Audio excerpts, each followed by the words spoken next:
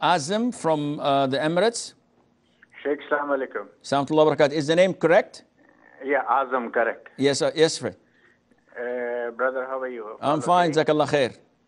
Okay, Sheikh, I have 3 questions. Go ahead. Number 1, if I have making a zakat, and can I make it more than the actual value of zakat which is due? I can take it, count it more on it.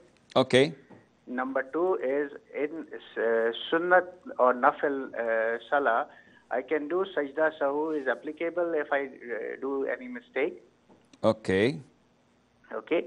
And number 3 is regarding this 15th of Shaban. Just tell me what the ruling on it.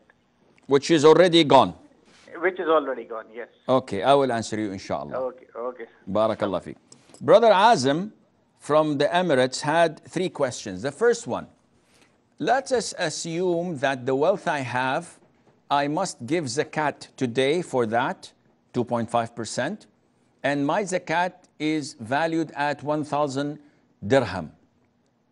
So he's asking, if I want to make it 1,500, would that be permissible?